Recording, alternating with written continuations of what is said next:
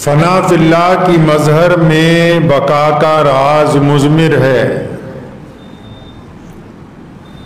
فنا فی اللہ کی مظہر میں بقا کا راز مضمر ہے.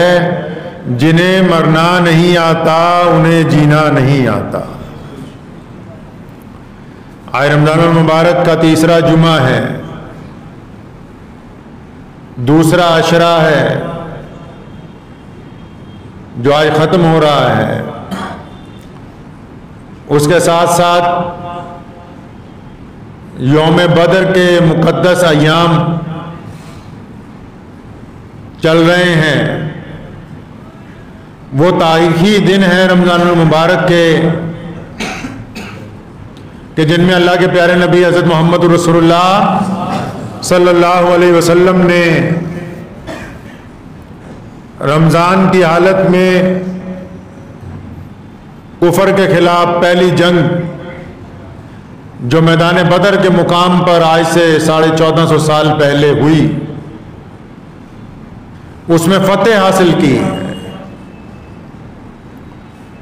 فتح سے یاد آیا کہ نبی علیہ الصلوۃ والسلام نے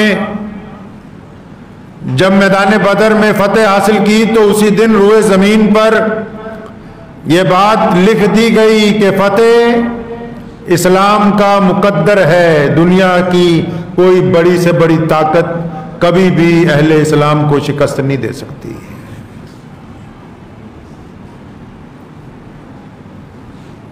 نبی علیہ الصلوۃ والسلام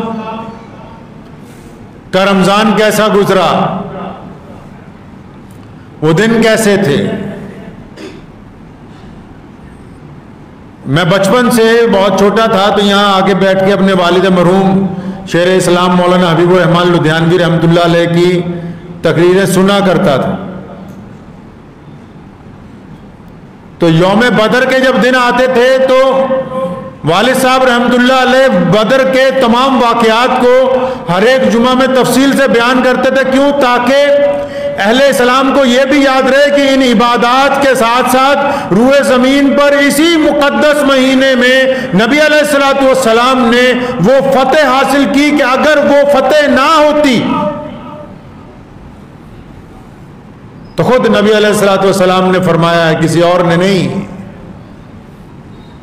خود نبی علیہ الصلوۃ والسلام نے فرمایا دعا کے دوران میدان بدر میں، فرمایا یا اللہ یہ 313 جو افراد ہیں جو تیرا نام لیتے ہیں میں ان کو لے کے میدان بدر میں آ گیا ہوں. سامنے کفر کی ساری طاقت ہے، سپر پاور ہے سامنے. اور رسول اللہ صلی اللہ علیہ وسلم نے دعا کی تھی کہ یا اللہ ہم آ گئے ہیں، یہ 313 بھی آ گئے ہیں. آج اگر ہمیں فتح حاصل نہ ہوئی تو آج اگر ہم سب لوگ اس جنگ کے اندر کام آ گئے تو پھر قیامت تک اس زمین کے اوپر تیرا نام لینے والا کوئی نہیں ہوگا. جن لوگوں کو رمضان المبارک کے مقدس مہینے میں یوم بدر یاد نہ رہے وہ کس طرح یہ بات یاد رکھ سکتے ہیں کہ ہم نبی علیہ الصلوۃ والسلام کی پیروی کرنے والی امت ہیں. دنیا میں وہ قومیں، وہ ملک، وہ معاشرے، وہ سماج زندہ رہتے ہیں جو اپنے آبا و اجداد کو یاد رکھتے ہیں، جو اپنے شہداء کو یاد رکھتے ہیں، جو اپنے لیے قربانی دینے والوں کو یاد رکھتے ہیں، جو اپنے بڑوں کو یاد رکھتے ہیں. جو قومیں اپنے شہداء کو بھول جاتی ہیں ان کا وجود ختم ہو جاتا ہے دنیا میں سے.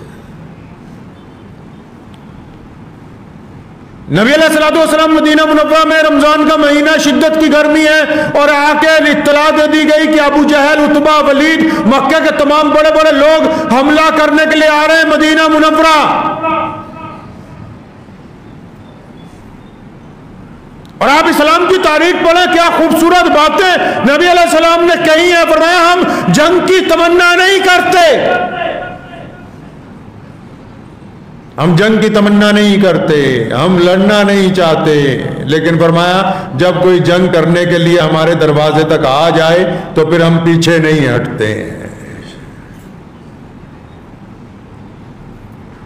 مکہ مکرمہ میں ظلم کیا، نبی علیہ الصلوۃ والسلام کے اوپر اذیتیں پہنچائی، سیدنا بلال کو مارا، عمار بن یاسر کو مارا، سیدنا ابو بکر صدیق رضی اللہ تعالیٰ عنہ پر تشدد کیا گیا ہے.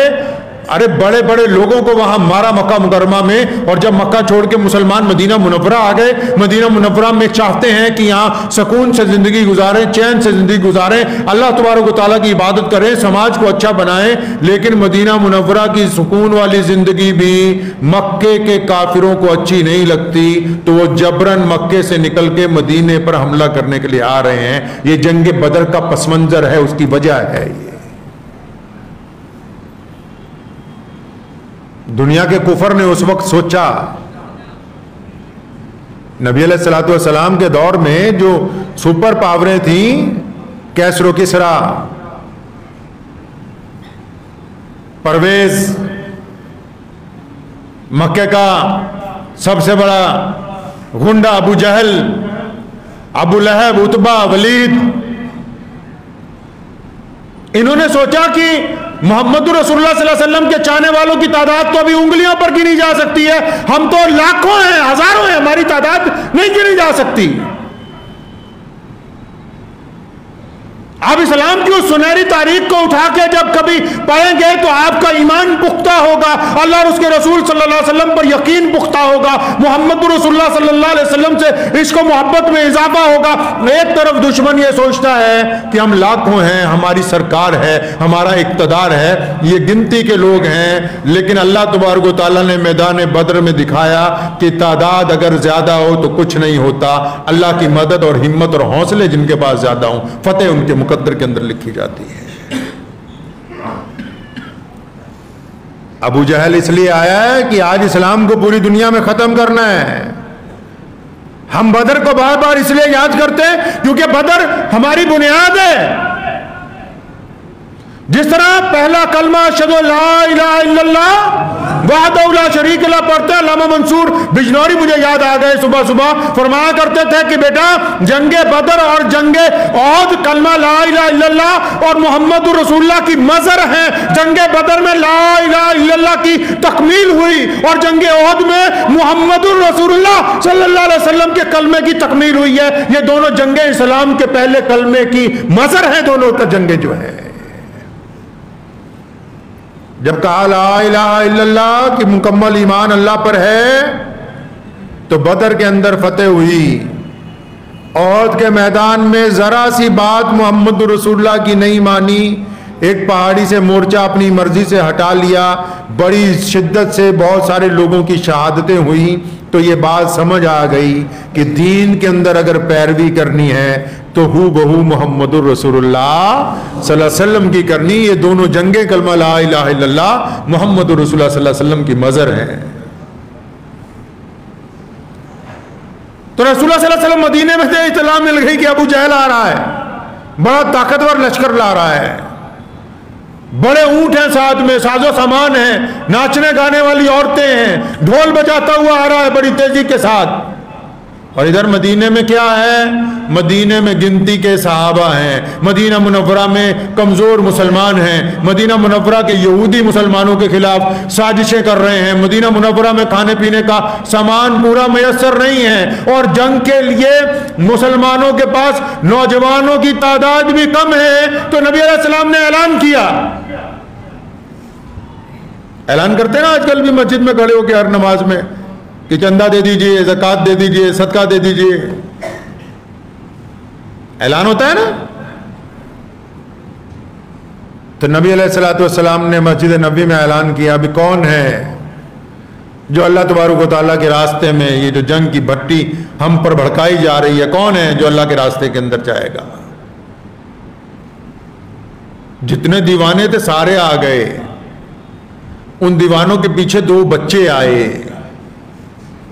ایک کا نام معاذ ہے، ایک کا نام معوذ ہے، دونوں بڑے چھوٹے بھائی ہیں۔ جب اعلان ہوا تھا مسجد نبوی میں تو وہ اپنے گھر گئے تھے تو دیکھا اماں چولہے پر بیٹھی ہوئی رو رہی ہے۔ فرمایا اماں کیا بات ہے؟ فرمایا نبی علیہ الصلوۃ والسلام نے اعلان کیا جنت لٹ رہی ہے، کاش اگر تمہارا باپ زندہ ہوتا تو محمد رسول اللہ صلی اللہ علیہ وسلم کے ساتھ جنگ پر جاتا تو ہمارے گھر کا بھی حصہ بڑھ جاتا، کہ نہیں تمہارے والد تو پہلے ہی شہید ہو چکے ہیں، اب ہمارے گھر میں کوئی نہیں۔ فرمایا اماں فکر کیوں کرتی ہو، ہم بچے ضرور ہیں، ہمارا ایمان جوان ہے، ہم بچے ضرور ہیں، ہمارا ایمان جوان ہے، دونوں محمد رسول اللہ صلی اللہ علیہ وسلم کی خدمت میں پہنچے. آپ صلی اللہ علیہ وسلم کو جا کے دونوں نے کہا یا رسول اللہ ہم بھی آپ کے ساتھ میدان بدر کے اندر جانا چاہتے ہیں. بڑا بھائی اچھا خاصا بڑا تھا، تو نبی علیہ الصلوۃ والسلام نے اسے منظوری دے دی کہ تم جا سکتے ہو. چھوٹے کو انکار کر دیا گیا کہ تم نہیں جا سکتے. اب چھوٹا بھائی بڑا منت سماجت کرنے لگا، نہیں یا رسول اللہ مجھے بھی ساتھ میں جانے دیجئے، مجھے بھی ساتھ میں جانے دیجئے. لیکن کیونکہ چھوٹا ہے اس لیے انکار کر دیا گیا کہ نہیں بچے جنگ میں نہیں جاتے.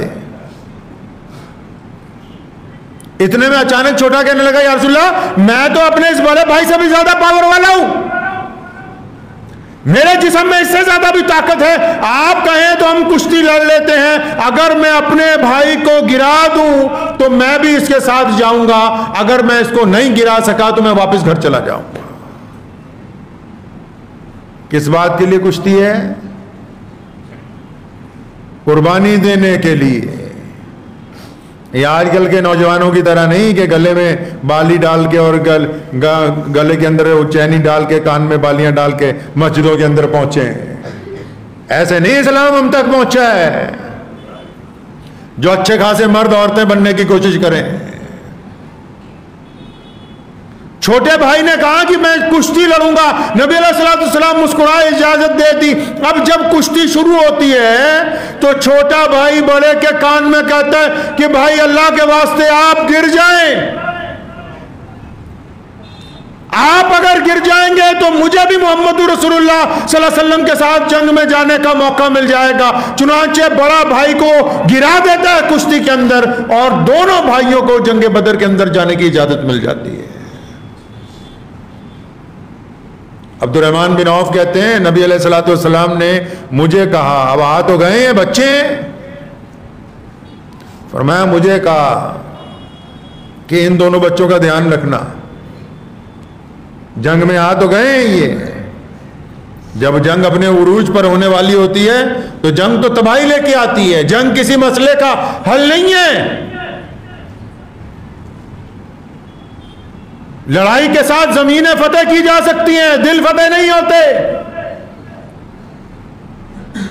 لڑائی کے ساتھ کسی کو قتل کیا جا سکتا ہے، قوموں کو ڈرایا نہیں جا سکتا.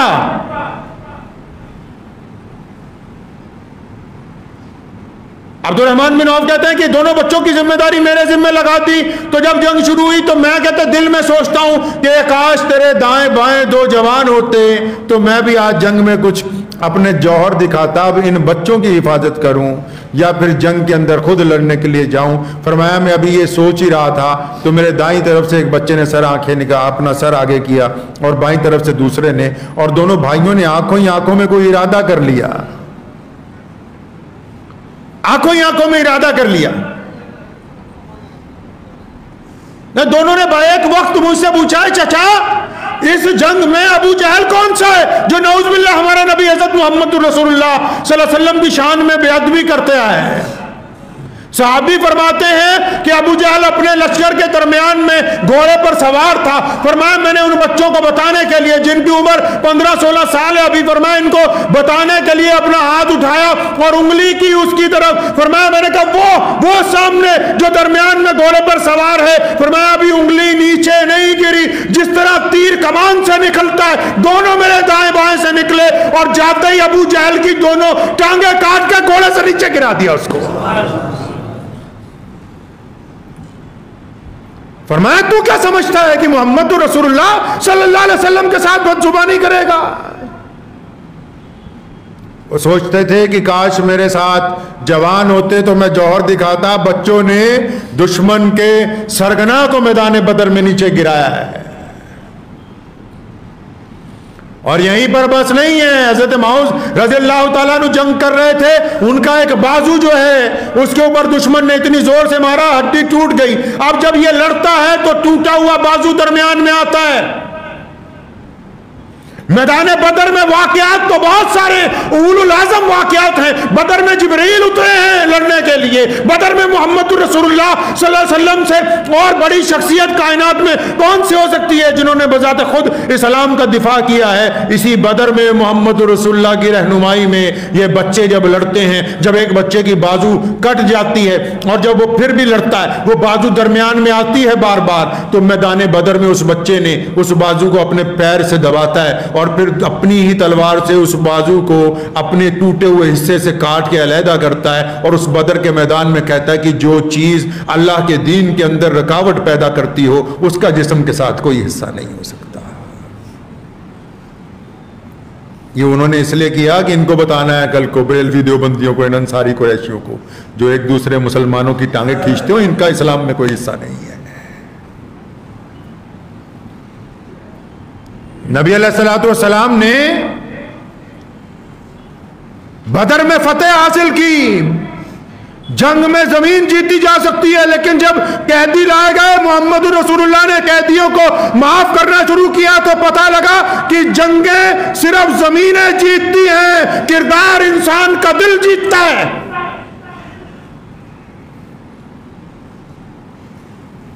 حضور نبی علیہ الصلوۃ والسلام کو بہت سارے لوگ یہ مشورہ دے سکتے تھے کہ یا رسول اللہ دشمن کی تعداد بہت زیادہ ہے، تعداد کے ساتھ کیا ہوتا ہے؟ نبی علیہ الصلوۃ والسلام کے دین میں بدر میں 313 میں رسول اللہ فرماتے ہیں کہ اللہ آج اگر 313 نہ رہے تو اب قیامت تک کوئی نہیں ہوگا. پھر وہ 313 رسول اللہ صلی اللہ علیہ وسلم کی اتباع میں، اور رسول اللہ کی محبت کیسی ہے کہ ایک عورت آتی ہے رسول اللہ صلی اللہ علیہ وسلم کے پاس، آ کے اپنا چھوٹا سا بچہ نبی علیہ الصلوۃ والسلام کی خدمت میں پیش کرتی ہے. آپ عشق و محبت کی یہ داستانیں اگر پڑھیں گے تو آپ کو یہ پتہ لگے گا کہ یہ دین ہم تک پہنچا کیسے ہے.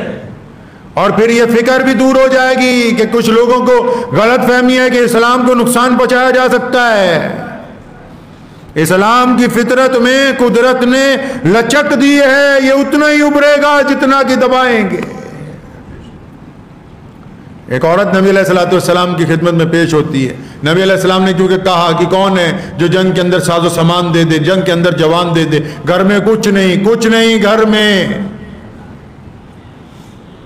اپنے بچے کو لے کے آتی ہے. لوگ کہتے ہیں تو بہت چھوٹا سا بچہ ہے، 2-2.5 سال کا بچہ ہے، یہ کیا کرنا ہے؟ فرمایا نہیں یا رسول اللہ یہ بچہ ضرور چھوٹا ہے، آپ کے پاس تلواریں پوری نہیں، ڈھالیں پوری نہیں ہیں، آپ جب میدان جنگ میں ہوں گے تو اس بچے کی ڈھال بنا لیں، جب دشمن آپ کی طرف تیر مارے میرے بچے کو آگے رکھیں، اگر اس کے سینے میں تیر لگیں گے آپ کی جان بچ جائے گی، میرا کلیجہ ٹھنڈا ہو جائے گا. اس کا اتنا کہہ دینا ہی کافی ہے، جبکہ اس کا بچہ اسے لوٹا کے گھر بھیج دیا گیا، لیکن اس کے جذبے کو قیامت تک یاد رکھا جائے گا. کون سی ماں اپنا بچہ پیش کر سکتی ہے قربانی کے لیے؟ ایک بوڑھی عورت محمد رسول اللہ صلی اللہ علیہ وسلم کے پاس آئی، رو رہی ہے. یا رسول اللہ آپ نے اعلان کیا کہ آپ نے کہا کہ آؤ میرے پاس ساز و سامان لے کے آؤ بدر کے اندر جانا ہے، آؤ اسلام کے لیے قربانی دینی. یا رسول اللہ ساری رات گھر کے اندر چھان بین کرتی رہی ہوں، نہ کوئی ایسا زیور ہے، نہ کوئی ایسی الماری ہے، نہ کوئی ایسا کپڑا ہے جس کو بیچ کے آپ کو پیسے دے دوں. یا رسول اللہ میرا باپ بھی نہیں، میرا بھائی بھی نہیں، میرا خامد بھی نہیں، میں بالکل اکیلی ہوں. ساری رات سوچتی رہی کہ جنت لٹے گی، تیرا کوئی حصہ پڑنے والا نہیں ہے. نتی رات کو تیسرے پیر خیال آیا کہ یہ سر پہ اتنے لمبے بال رکھے ہوئے ہیں، سر کے بال اتارے، ان کی رسی بنائی، رسی بنا کے محمد رسول اللہ کے پاس لے کے آئی. یا رسول اللہ یہ رسی رکھ لیں، شاید کسی مجاہد کے گھوڑے کی رسی بن جائے تو میرا بھی حصہ پڑ جائے اس کے اندر. عشق و محبت کی لازوال داستانیں میدان بدر آج بھی کہتا ہے. بدر ہماری بنیاد ہے، بدر سے ہم بیت اللہ کا تحفظ کر سکے ہیں، بدر کی وجہ سے مدینہ منورہ آج قیامت تک کے لیے کائنات کے اندر قائم ہے. بدر کی وجہ سے آج ہم کلمہ لا الہ الا اللہ محمد الرسول اللہ صلی اللہ علیہ وسلم پڑھتے ہیں. ہم بدر کے شہداء کو کیسے بھول سکتے ہیں؟ ہم ان شہداء کو کس طرح فراموش کر سکتے ہیں؟ ان 72 صحابہ کرام رضی اللہ تعالی اجمعین کی جماعت کو جنہوں نے اسلام کے پودے کے اندر اپنا خون ڈالا ہے، تب یہ آج پوری کائنات میں اتنا تناور درخت بن گیا ہے، اتنا بڑا تناور درخت بن گیا ہے کہ آس پاس کی جنگلی جڑی بوٹیوں کو بھی اس سے خطرہ محسوس ہونے لگا۔ یہ ان صحابہ کرام رضی اللہ تعالی اجمعین کی قربانی ہے۔ خود نبی علیہ السلام نے جبریل علیہ السلام کو خود اللہ تعالیٰ نے بھیجا ہے۔ کمال کی بات ہے، فرشتے لڑتے نہیں ہیں، لیکن جب محمد رسول اللہ میدان بدر میں اترے، اللہ تعالیٰ نے جبریل کو حکم دے دیا کہ نہیں، آج وحی لے کر نہیں جانی، آج محمد رسول اللہ کے پیروی کے اندر جا کے میدان بدر میں کفر کے خلاف لڑو، تاکہ قیامت تک کے لیے دنیا کو پتہ لگ جائے کہ جب رسول اللہ اترتے ہیں تو صرف فتح ہوتی ہے۔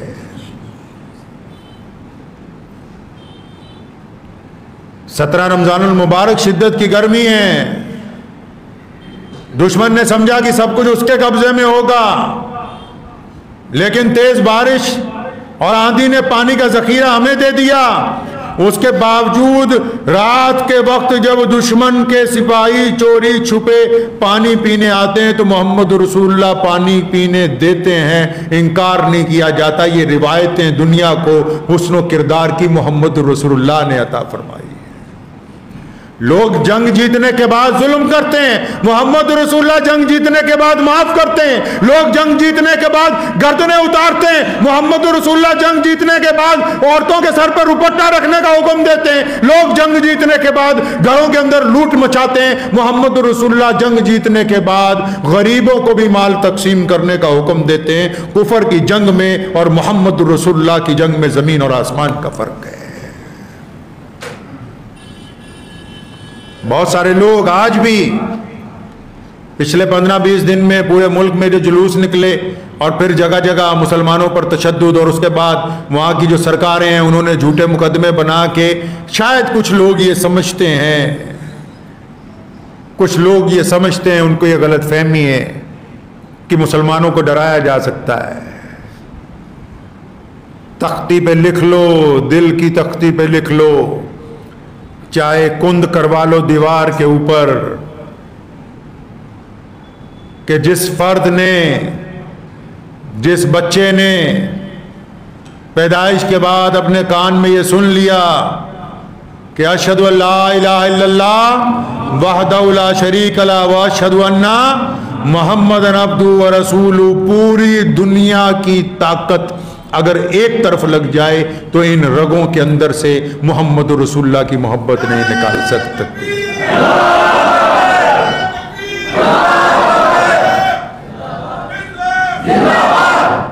پوری دنیا کی طاقت نہیں نکال سکتی۔ حکومتیں جو ہیں وہ سمجھتی ہیں کہ ہم بلڈوزر پھیر کے کامیاب ہیں، کامیاب نہیں ہیں۔ اور بھائی بندہ جب پاور میں آتا ہے نا، کوئی بھی بندہ جب پاور میں آتا ہے، جب کرسی پہ بیٹھتا ہے، کوئی دین کی پاور میں آ جائے تو اس کے اندر جو بددیانتی ہوگی وہ نکل کے سامنے آ جاتی ہے، اگر ہوگی تو۔ کوئی دنیا کی پاور میں آ جائے، پاور میں آنے کے بعد بندہ عزت دار نہیں بنتا، پاور میں آنے کے بعد بندہ بے نقاب ہو جاتا ہے۔ پتہ ہے یہ راز کی بات؟ کوئی بھی بندہ جب پاور کے اندر آتا ہے تو وہ عزت دار نہیں ہوتا پوری دنیا میں۔ آپ کو پتا ہے نا پاور والے کیا کھاتے ہیں، وہ بھی ٹی وی پہ آتا ہے۔ پاور والے کہاں اترے، وہ بھی ٹی وی پہ آتا ہے۔ پاور والوں نے کس سے ہاتھ ملایا، چاہے وہ مولوی ہو، چاہے وہ پردھان منتری ہو، چاہے وہ امریکہ کا راشٹرپتی ہو، کوئی ہو، جو مشہور بندہ ہوگا وہ پاور میں آنے کے بعد عزت دار نہیں ہوا، وہ بے نقاب ہو گیا، اس کی ہر بات دنیا کے سامنے آتی ہے۔ تو اس لیے جو پاور میں آنے کے بعد ظلم کر رہے ہیں وہ یہ نہ سمجھیں کہ ہم بڑے عزت دار بن گئے ہیں۔ تم دنیا کے سامنے بے نقاب ہو رہے ہو اور دنیا دیکھ رہی ہے کہ تم کس مزاج کے انسان ہو، تم بے نقاب ہو رہے ہو دنیا کے سامنے۔ چند گھروں کی مسماری اور چند جھوٹے مقدمات محمد رسول اللہ صلی اللہ علیہ وسلم کے چاہنے والوں کو خوفزدہ نہیں کر سکتے۔ میں مانتا ہوں انسان ڈرتا تھا، لوگ ڈرتے تھے جاگیردارانہ نظام سے، لوگ ڈرتے تھے بڑی بڑی سپر پاوروں سے، لیکن جس دن محمد رسول اللہ آئے ہیں انہوں نے خوف کو زمین میں دفن کر دیا۔ اب دنیا میں قتل تو کوئی کر سکتا ہے، ہمیں ڈرا نہیں سکتا ہے۔ محمد رسول اللہ صلی اللہ علیہ وسلم کے دین کو کوئی ختم نہیں کر سکتا ہے۔ اس ملک میں ہم اس لیے نہیں ہیں کہ ہمیں یہ اچھا لگا، ہم اس لیے ہیں کیونکہ اللہ تبارک و تعالیٰ نے ہمیں یہاں پیدا کیا ہے، یہ ہماری اللہ کی طرف سے ہمیں یہ زمین عطا ہوئی ہے، ہم نے اپنی اس زمین کے لیے قربانی دی ہے، ہم انگریزوں کے ساتھ ٹکرائے ہیں، اور ہمارے دین میں بڑی واضح روایتیں ہیں،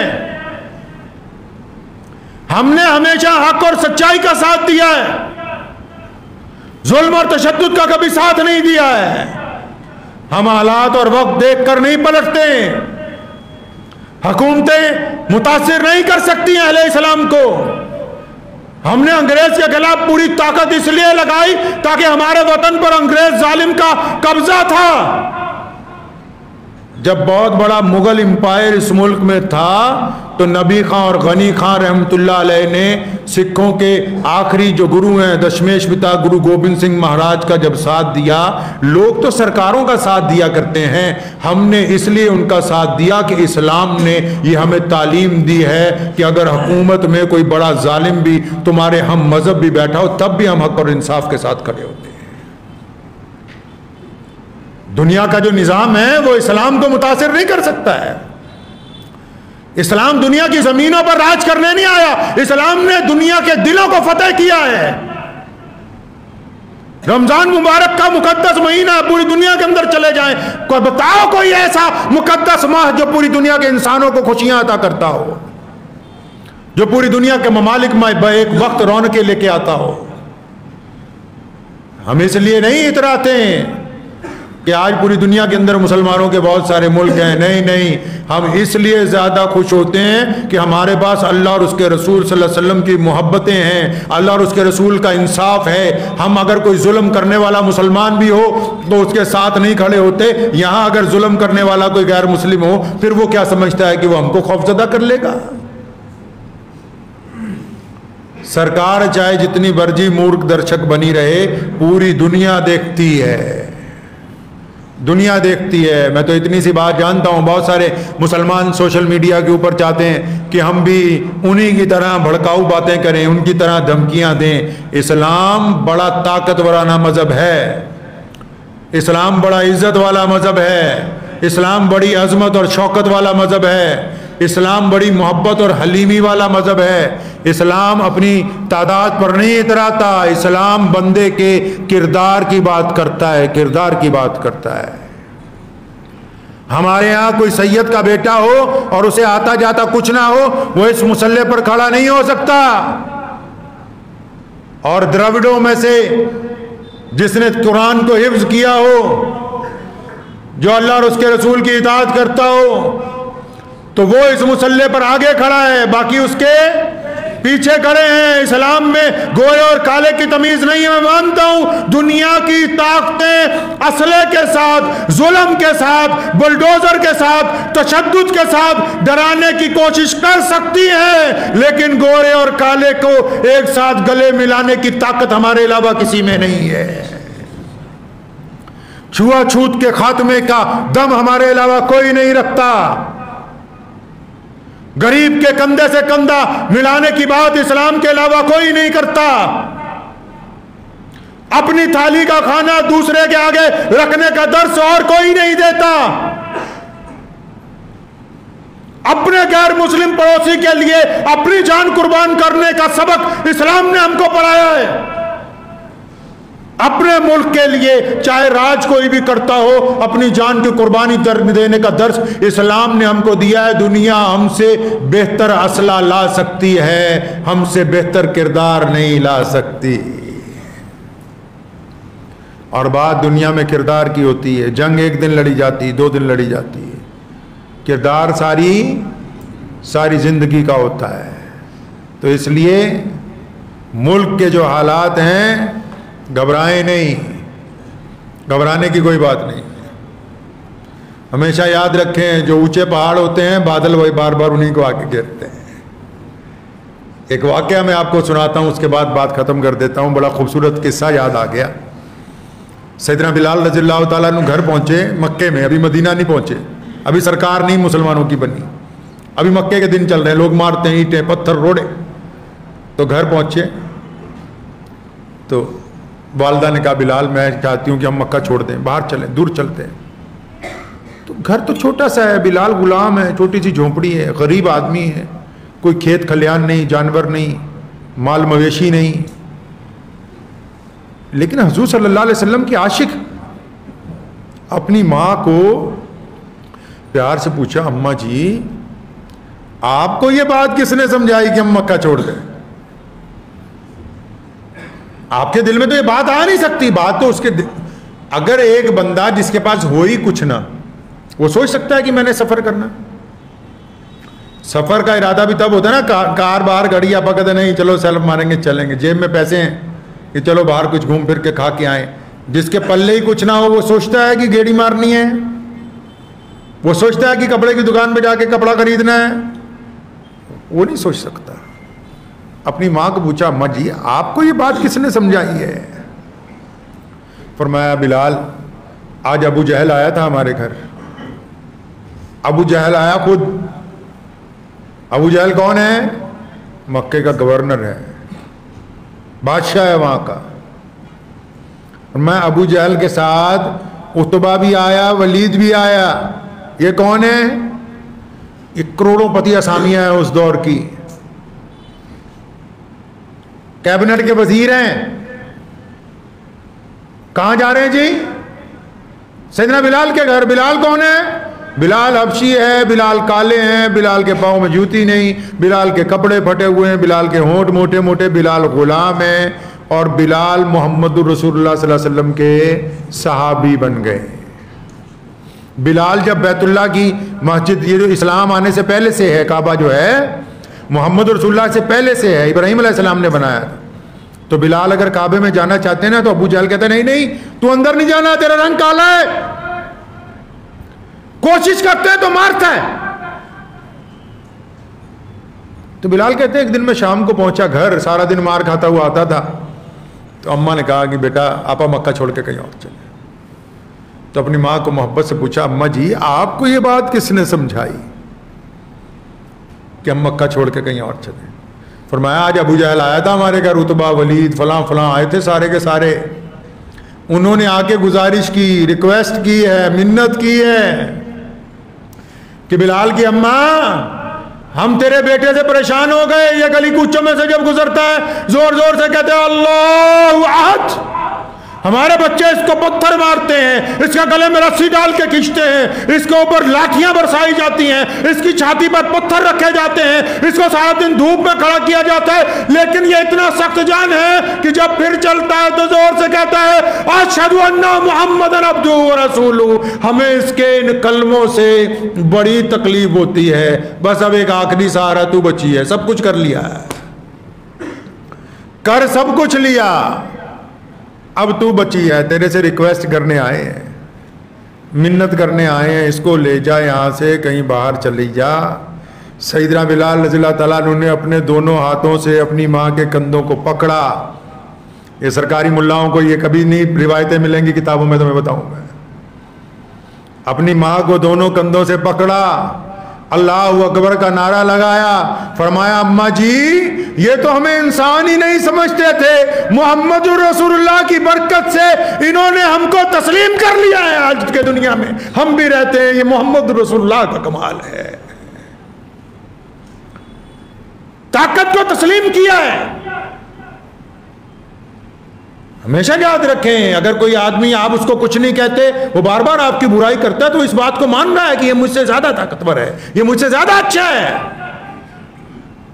کوئی بھی بندہ دوسرے بندے کی، ایک آدمی کسی کو کچھ نہیں کہتا، کسی کی برائی نہیں کرتا، اپنے کام کے اندر لگا ہوا ہے، اپنی روزی روٹی کما رہا ہے، اپنی دکان چلا رہا ہے، پھر بھی اگر کوئی اس کے خلاف، اس کا پڑوسی روز بولتا ہے، روزانہ اس کے خلاف گالیاں دیتا ہے، تو اس کا مطلب یہ مان رہا ہے کہ تم اب اس سے بہتر حالت کے اندر ہو. تو اللہ کا شکر ادا کیا کریں. حالات آتے رہتے ہیں، جاتے رہتے ہیں. اللہ نے فرمایا ہر مشکل کے بعد آسانی ہے، لیکن ہمیں لوگوں کے لیے آسانیاں پیدا کرنی ہے. کریں گے انشاءاللہ تعالی. ہمیں ہر ضرورت مند کی مدد کرنی ہے. ہمیں اپنے گھر آئے ہوئے کو خالی نہیں لوٹانا ہے. ہم محمد رسول اللہ صلی اللہ علیہ وسلم کی امت میں سے ہیں، ہم ہاتھ پھیلاتے نہیں ہیں، ہم پھیلے ہوئے ہاتھوں کے اوپر رزق پہنچاتے ہیں۔ اللہ تبارک و تعالیٰ نے ہم کو جامع دین عطا فرمایا، ہم اپنے رب کے ساتھ راضی ہیں، بس اس چکر میں لگے ہوئے ہیں کہ ہمارا رب بھی ہم سے راضی ہو جائے۔ ہم اپنے رب سے راضی ہیں، بس یہ کوشش ہے کہ ہمارا رب بھی ہم سے راضی ہو جائے۔ دعا کیجئے، وقت بھی ہو گیا، اللہ تعالیٰ مجھے بھی اور آپ سب کو بھی ان باتوں پہ عمل کرنے کی توفیق عطا فرمائے۔ وآخر دعوانا ان الحمدللہ رب العالمین۔